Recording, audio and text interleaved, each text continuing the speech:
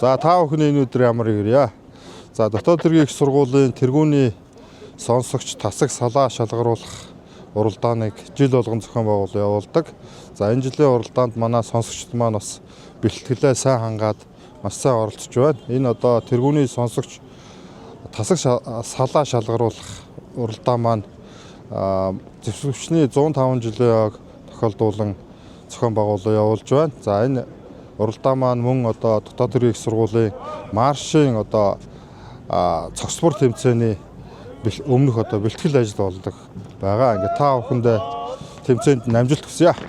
Та бүгдийн амрыг ирье. Хилээ албаны сургуулийн дамжаан зурчиж Ахмад Ашитлаг цэргийн зохион байгуулалт аюулгүй байдлын газараас 18 жил завсартаад 2 дахь жилээ зохион байгуулагдж байгаа уг тэмцээнд Хилээ албаны сургуулийн 1-2 дугаар дамжааг хослуулан тэмцээн уралдаанд амжилттай оролцож байна. Тэмцээн уралдаанд амжилттай оролцож байгаа тамирчдад амжилт хүсье. Та бүгдийн амрыг ирье. Дотоод хэргийн сургуулийн цагдаагийн сургуулийн 332 дугаар дамжааны төрүүч стаулет байна. За сонсогчийн жохоо 2026 тэмцээн маань 2 дахь өдөртөө амжилттай болж үргэлжилж байна. Миний би 2025 онд тус тэмцээний тэргүүний сонсогчийн төрөл тэргүүн байр эзэлж байсан.